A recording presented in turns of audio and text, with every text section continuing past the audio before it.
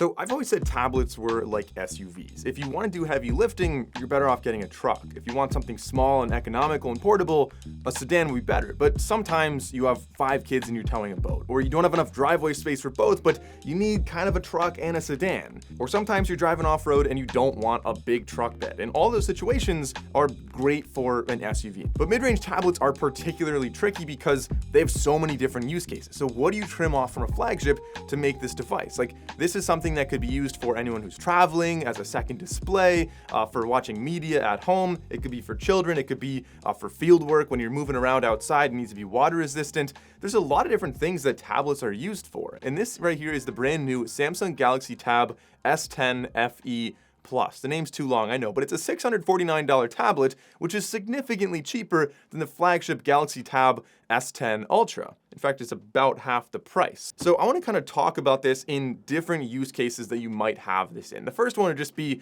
casually watching movies at home, or just using it as a media device, maybe when you're laying in bed. So the display is 13.1 inches, larger than the previous generation, which I believe was 12.4. It is a 90 Hz LCD display. 90 Hz is pretty nice, feels snappy enough. I wouldn't really complain about that. The resolution is 2880 by 1800. Unfortunately, only 800 nits of brightness, but for watching movies at home, if it's a dark room, that's going to be just fine. If you're outdoors, the glare is going to be a little bit strong, in my opinion. So for field work, as we'll talk about later, it's maybe not the most ideal device. Also, LCD, which is kind of the cause of that limited brightness, is not really the best display technology. A lot of other devices, your phone, for example, probably uses an OLED. And an LCD, if you look at the edges, just kind of have like a little shadow all the way around them. It feels like, in my opinion, a pretty major compromise for this device, considering it's kind of just a giant display. So for watching media and stuff like that, that's a huge hit. The bezels on the outside are a little chunky, but I really don't mind that. It kind of gives you a nice space to hold it so your fingers are not on the screen. Some other devices with really thin bezels just use like hand rejection on the edges, but I don't know, it's not a big deal.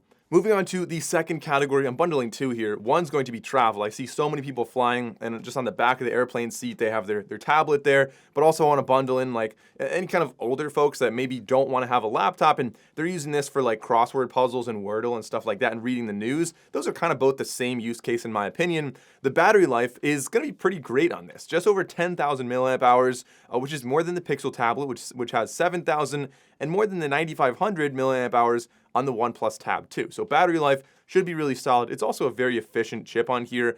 Not a very fast chip, but definitely an efficient one. So for those use cases, it definitely works pretty well. As a second display, if you're traveling, I think this works very well if you have a Samsung laptop and the full Samsung ecosystem. That's really where this starts to shine. You could just set it up next to your laptop and easily have it either as a second display or as its own device, and just move your mouse back and forth.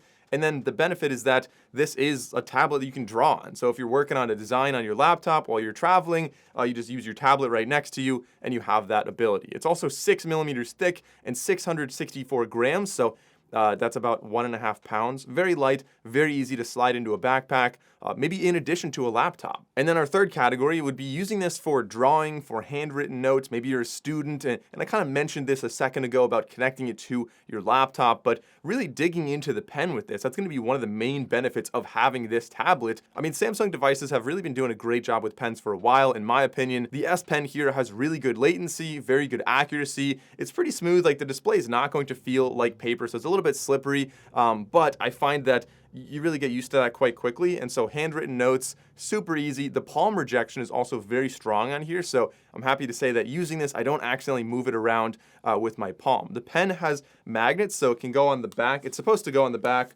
right there. But you can also set it on the side. So if you're using this in like landscape mode, you can set the pen up on the top or side depending on your orientation. There are some pretty neat features on here. One of the big ones that Samsung's talking about is their math solver. So if you have this in Samsung Notes, on the top right, you tap the 3 dots, enable math solver. And then if you're writing out any kind of math on your page, so like 5 plus 3 and you say equals, it'll pop up and show 8 right there. Now this works with basic algebra, but doesn't work if you're trying to do integrals or anything more advanced.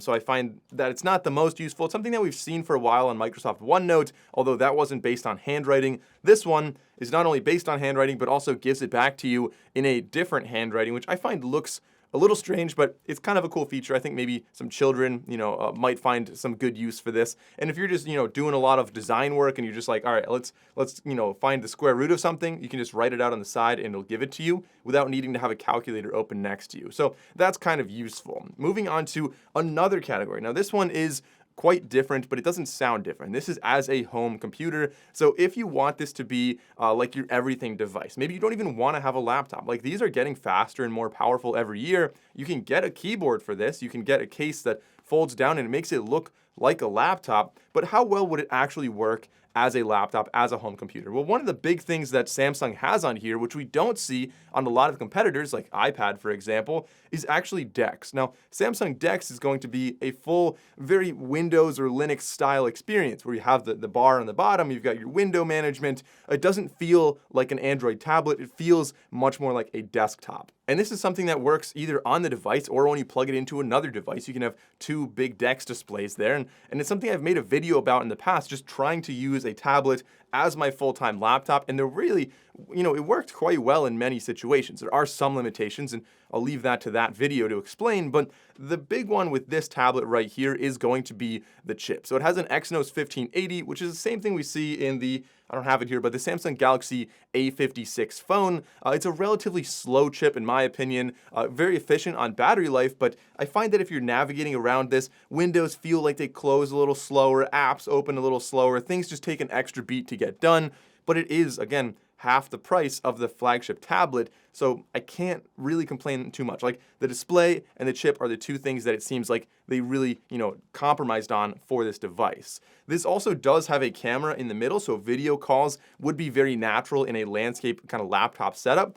And if you're scanning documents, something you can't do on a laptop, for example, on the back, you can just point this. You only have one camera instead of two, but I've always wondered why you have two cameras on flagship tablets anyway. I think one, it's 13 megapixels, should work just fine for scanning documents. Or another thing that I've used this for is if you're kind of like sketching out, maybe redesigning a room, for example, or some design you're working on, you can take a picture of a product or a room or whatever, and then use the pen and kind of doodle around there. And it's easier to communicate what you're trying to talk about with somebody else. Now, I'll show you a quick camera test here. All right, so here is the front-facing camera. First thing to note, this is actually shooting in 4K. You have a lot of options on here, so it could shoot like 1080 60, 4K 30, but this is going to be better than most laptops for a video call. Of course, this is a really wide angle as well. It's not the best camera, but for like a webcam like this, I think this is pretty good. I mean, you get to see the entire room. You could also crop in on some calls. You get to see my dead plant right there, but let's try out the rear lens and see how that performs. Now, the rear lens looks like this. I don't think you'll ever be shooting like this unless you're going like grandma style in Disney World,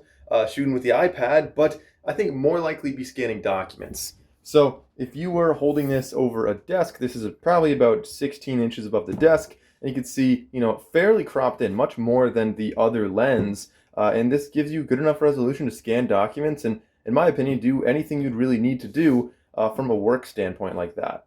Two more categories. One is going to be field work. If you're trying to use this on the job site, this is IP68 water and dust resistant, which is nice, but it doesn't have LTE or 5G, so you will have to hotspot this off of your phone. And then the final category, gaming. Personally, honestly, I'm not a huge gamer, but the graphics performance on this is a little bit weaker. It's not a very fast chip. There are two models of this though. We have the 128 gigs with 8 gigs of RAM, or 256 gigabytes of storage with 12 gigs of RAM. But either way, it's expandable up to 2 terabytes with an SD card or a micro SD card. This also has Wi-Fi 6 and Bluetooth 5.3. And the speakers, I guess I should have mentioned this earlier when I'm talking about watching movies. The speakers are pretty decent. They're not as good as the flagships, but you can see on the side, they're up on the top on either side. So if you're holding it like this, your hands don't block the speaker. And if you're setting it on a laptop, it's a little bit higher and a little bit more audible. I think it's pretty well placed. These come in 3 different colors, so any color you want as long as it's a shade of gray. There's like light gray, dark gray,